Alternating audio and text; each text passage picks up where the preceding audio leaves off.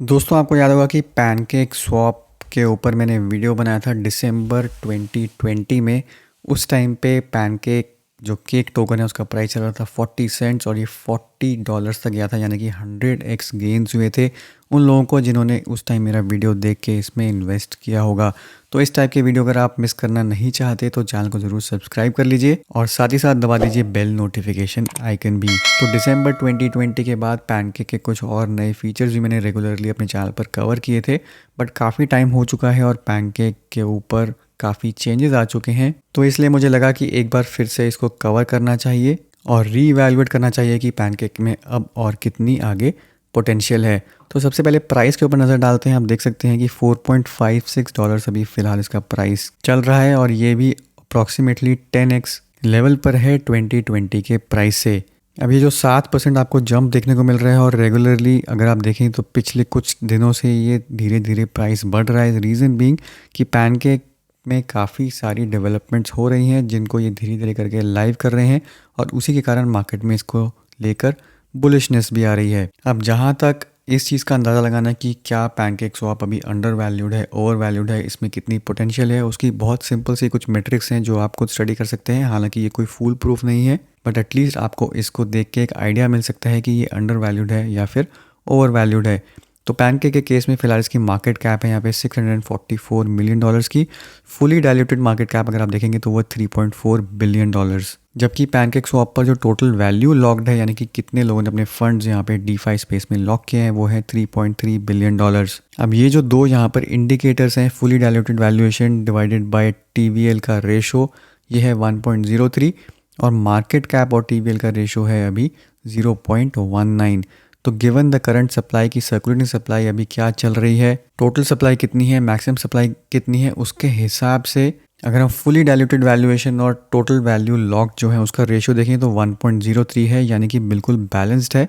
अगर केक की सप्लाई जो मैक्सिमम सप्लाई 750 मिलियन कॉइन्स तक पहुंच जाती है और जो टोटल वैल्यू लॉक्ड है वो सेम ही रहती है, तो उसके हिसाब से हम कह सकते हैं कि जो केक का करंट टोकन प्राइस है वो बिल्कुल बैलेंस्ड है और ना ही ये अंडर वैल्यूड है ना ही ये ओवर वैल्यूड है। बट अगर हम करंट मार्केट कैप को इवैल्यूएट करते हैं, करंट मार्केट कैप जो अभी की सर्कुलेटिंग सप्लाई है उसके ऊपर डिपेंड कर रहा है, तो उसके हिसाब से टोकन प्राइस केक का काफ़ी ज़्यादा अंडर वैल्यूड है। अप्रॉक्सीमेटली 5 टाइम्स यहाँ पर ये अंडर वैल्यूड है, यानी कि जितनी यहाँ पे टोटल वैल्यू लॉक्ड है उसके हिसाब से यहाँ पे टोकन प्राइस रेशो 1 करने के लिए एटलीस्ट यहाँ पे $20 का प्राइस होना चाहिए। अब ये कोई ज़रूरी नहीं है कि ऐसा होगा ही होगा, इससे भी नीचे जा सकता है, बट ये एक मेट्रिक है जो आप देख सकते हैं, स्टडी कर सकते हैं हेल्थ का अंदाज़ा लगाने के लिए कि PancakeSwap as a DeFi ecosystem कितना हेल्दी है, कितनी वहाँ पे वैल्यू लॉक्ड है और उसके हिसाब से टोकन प्राइस क्या चल रहा है। अब लास्ट टाइम जब हमने वीडियो बनाया था उस टाइम पे केक टोकन्स की जो सप्लाई थी वो अनलिमिटेड थी। तो केक शुरू से ही, अगर आपको याद होगा, तो unlimited infinite cake token supply इसी की यहाँ पर बात करी जाती थी। बट डिस्पाइट दैट फैक्ट कि अनलिमिटेड सप्लाई थी, उस के दौरान भी लोगों के ये नॉलेज में होने के बाद भी केक टोकन का प्राइस जो है वो $40 तक यहाँ पे ऑल टाइम हाई तक चला गया था। इनफैक्ट यहाँ पे देखें तो $43.96 ये इसका ऑल टाइम हाई था। बट जैसा कि मैंने बताया कि काफ़ी सारे चेंजेस आ चुके हैं और टोटल सप्लाई जो है यहाँ पर केक की अब फिक्स कर दी गई है। 750 मिलियन टोकन से ज़्यादा के केक सप्लाई एग्जिस्ट कभी नहीं करेगी, जो इनफैक्ट इसको एक और ज़्यादा बुलिश पर्सपेक्टिव दे देती है। तो टोकोनॉमिक्स 2.0 की अगर हम बात करें यहाँ पे, जो मई 2022 में रिवाइज़ करी गई थी, 750 मिलियन केक की यहाँ पे टोटल सप्लाई फिक्स कर दी गई है। बट ये जो 750 मिलियन है, अभी के करंट ट्रेंड्स को ध्यान में रखते हुए 750 मिलियन तक पहुँचने में इसको अभी यहाँ पर 3 साल लगेंगे। यानी कि जो आपको अभी सर्कुलेटिंग सप्लाई दिख रही है, जितनी यहाँ पे पब्लिक में आ चुकी है, 700 750 मिलियन यहाँ पे टोकन्स जब तक पहुँचते हैं उसको पूरा होने में 3 साल लगेंगे।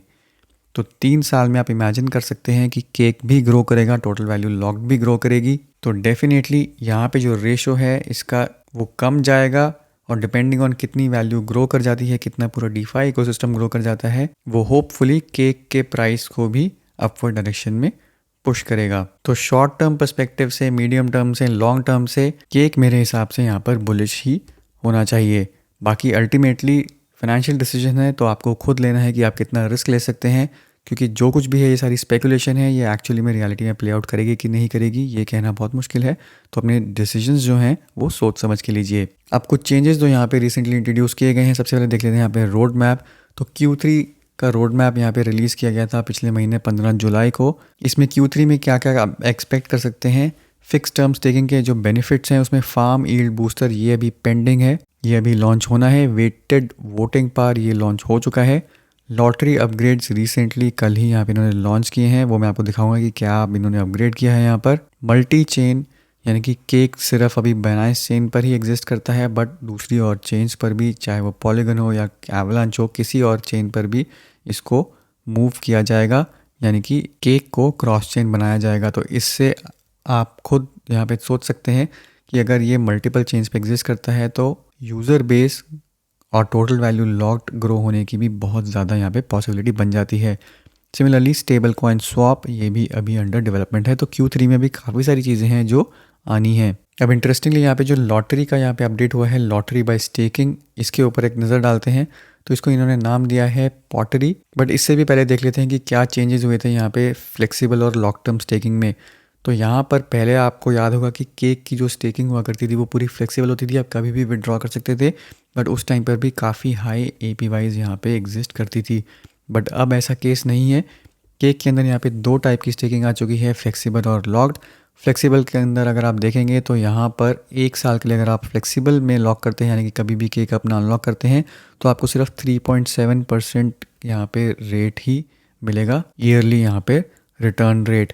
जबकि अगर आप यही चीज़ अपने केक किसी फिक्स टर्म के लिए लॉक कर देते हैं, चाहे वो 1 हफ्ता हो, 5, 10, 25 या फिर कोई और फिगर यहाँ पे आप डाल सकते हैं, मान लीजिए 40 वीक्स, तो ये भी आप डाल सकते हैं। तो उसके हिसाब से यहाँ पे आपकी जो APY है वो वेरी करती रहेगी। तो फिलहाल मैक्सिमम 52 वीक्स तक आप अपने केक यहाँ पे लॉक कर सकते हैं और अभी उसकी 79.55% यहाँ पर APY है। तो केक स्टेकिंग अभी फ़िलहाल बेनिफिशियल उन्हीं लोगों के लिए है जो लॉन्ग टर्म के लिए अपना केक यहाँ पर लॉक करना चाहते हैं अपवर्ड्स ऑफ 25 वीक्स। तो 25 वीक्स में भी आपको यहाँ पे 19% APY ही मिलती है। बट ये सिर्फ स्टेकिंग बेनिफिट है। फ्यूचर में जो लॉक्ड स्टेकिंग है उसके और यहाँ पे फीचर्स आएंगे और बेनिफिट्स यहाँ पे दिए जाएंगे ताकि और इंकरेज किया जाए लोगों को अपने केक टोकन जो हैं वो लॉन्ग टर्म के लिए लॉक करने के लिए। और डेफिनेटली आप सोच सकते हैं कि अगर लॉन्ग टर्म के लिए केक टोकन्स लॉक होने शुरू हो गए तो सेल प्रेशर जो है मार्केट पे वो काफ़ी ज़्यादा कम होगा और डेफिनेटली वो भी एक फैक्टर होगा प्राइस को अपर डायरेक्शन में पुश करने के लिए। तो यहाँ पे एक और इंकरेजमेंट करने के लिए कि लोग अपने टोकन्स जो हैं वो लॉक करें, इन्होंने यहाँ पे पॉटरी का कंसेप्ट यहाँ पे लॉन्च कर दिया है। इसमें क्या होगा कि आपको 10 हफ्ते के लिए अपने यहाँ पे टोकन्स लॉक करने पड़ेंगे। जो लॉटरी में ट्रेडिशनली रिस्क होता है कि आपने वहाँ पे पैसा लगा दिया पर आप लॉटरी जीते कि नहीं, वो एक गैम्बल है। बट केक के अंदर इन्होंने यहाँ पे क्या किया है कि आपके जो भी आपने लॉक किए होंगे टोकन्स 10 हफ्ते के लिए, वो 100% प्रिंसिपल जो है वो सेफ़ रहेगा। वो आपके पास at the end of 10 weeks वापस आएगा। उस पर आपको स्टेकिंग रिवॉर्ड्स भी मिलेंगे, बट साथ ही साथ आप वहाँ पे लॉटरी जीतने के चांसेस भी अर्न करते रहेंगे। तो एक सिंपल सा मैकेनिज्म है जिन्होंने यहाँ पे रखा है।